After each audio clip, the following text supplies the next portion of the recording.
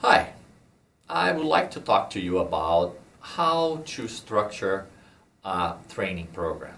Today's learning and development world offers many possibilities. One way has to do with the format, a cohort format, a course-based format, or a hybrid. All those formats have their strengths and their weaknesses. It depends on what you want to accomplish, what is your strategy, and what are your goals really for the individual or for the group.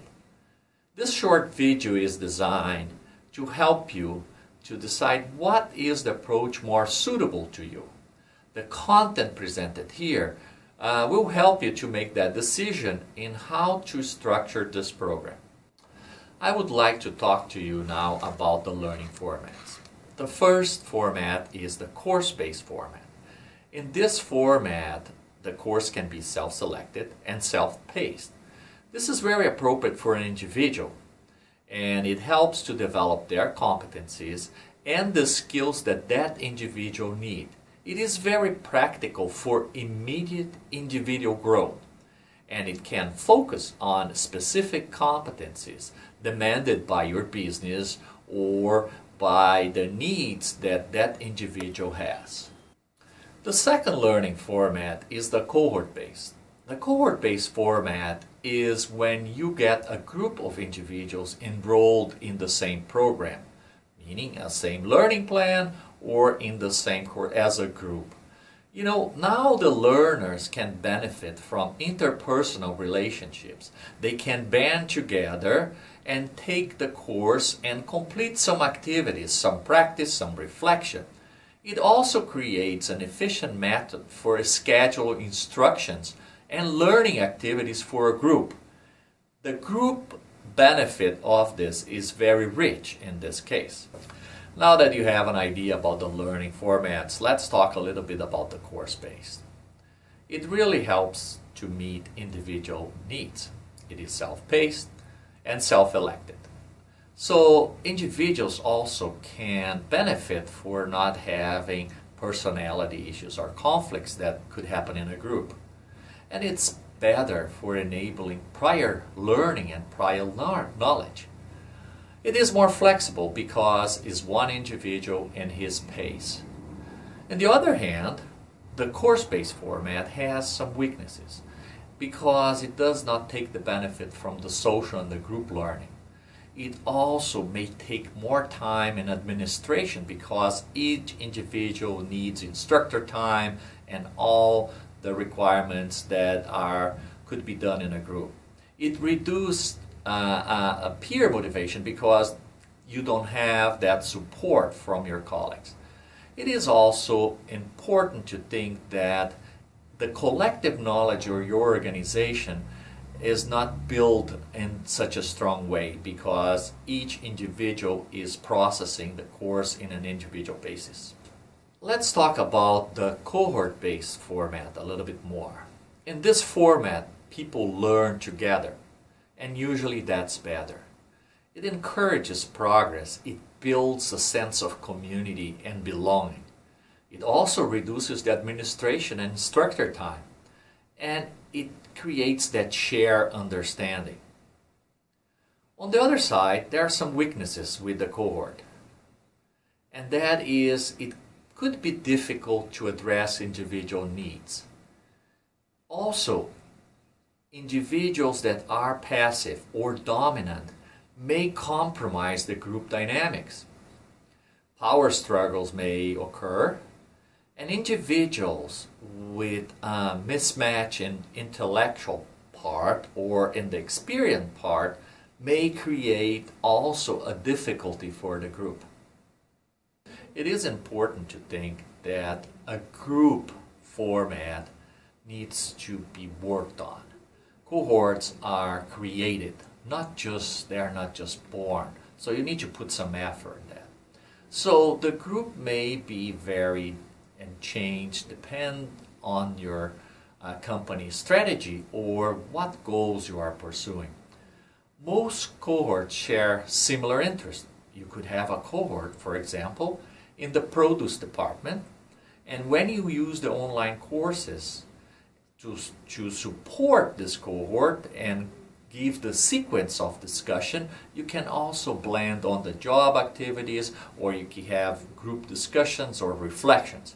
On the other hand, a cohort could be formed by onboarding members of your company. Those individuals come in and you have opportunity for them to learn together, to use an online course, to get mentoring together, and they can last just 2 months and then they move to their department. So cohorts can be formed in many different ways, and you can have more than one cohort in your company. Now let's think about the learning format in your store. So you may have a course-based format for an individual because where that person is and what is happening in this development. You may also have cohort-based. So you may have a cohort on onboarding for the people that are just getting in your company, and you may also have a cohort in the produce department or in the meat department. Those cohorts can be structured based on the group needs and also based on the development that you need for that department. In the cohort format, it is important to keep in mind some practices. The first thing, cohort needs a leader. You need someone that ensures that the mentors, the peers, and the instructors assume the responsibilities for the shared learning. It is a crucial factor that people are motivated and understand what is happening with the cohort. Do not assume that the people that need the most will take this course or will be part of the cohort. Sometimes the people that need the most, they will be the most challenging ones. You can increase the value of the training considering the prior knowledge, what happened before. Also, plan to work the content with the activities, with discussion, with what is going on in the group and what's going on with the store, and opportunity to reflect about consumer behavior and how that impacts your store.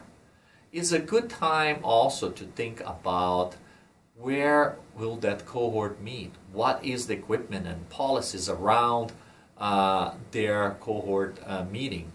And finally, do never forget about giving this group feedback and encourage experimentation.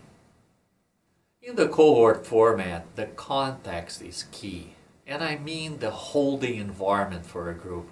It is very important for the learner to have a positive emotional environment where there are opportunities to get feedback and where it's safe to get feedback and to connect with others. A clear structure or a process prevents the anxiety. When there is high anxiety, there is no learning. Also, a help seeker and a help giver both can learn with the process. Also think about spacing out learning activities. Cramming does not work in learning. Stimulate a shared understanding and a collective knowledge, because when people understand together and they can see the process, they can see how things work, and there is a collective understanding of what's going on in the store, really productivity can be enhanced. Another idea for the cohort format is to integrate a curriculum. When you integrate a curriculum or a learning plan through the life of the cohort, you are creating opportunities for the course to be blended with the practice or procedures of the store. Blending is very important for learning. You can combine modalities or instructional approaches, and this means that the course really can build on activities that an individual is doing in the store. When you cultivate learning from others or from a work challenge, it also proves to be very effective. I will illustrate here by showing you a learning plan. This learning plan is an example of what could be used in your store for your cohort. Obviously, the software gives the opportunity to have many different learning plans. Cohort format practices. The follow-up. That is the final piece, but very important for us to talk. Follow-up is the ongoing assessment. Is really monitoring what's happening with the progress. And the key part is reinforcement.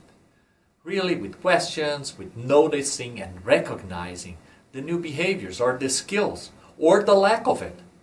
Hold trainees accountable for application of the new knowledge or the new skill or the new behavior. You got to promote those behaviors, because if not, they just will go away. Use a checklist. Use the proficiency review workbook that we offer. But also think about how to support and refine those behaviors. How you can build relevant application of those behaviors in your department and organization. You can also use the learning report. I will show an example of this learning report. Our LMS prints those out, and you can have an idea of what's happening with the cohort and what is really the course completion and where they are in the learning plan. Really, you need to hold people accountable and reinforce what's happening. In summary, the course and cohort formats have strengths and limitations.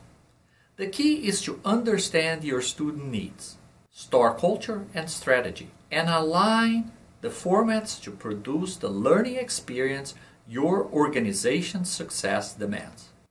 We have additional videos about other considerations when setting up your training program.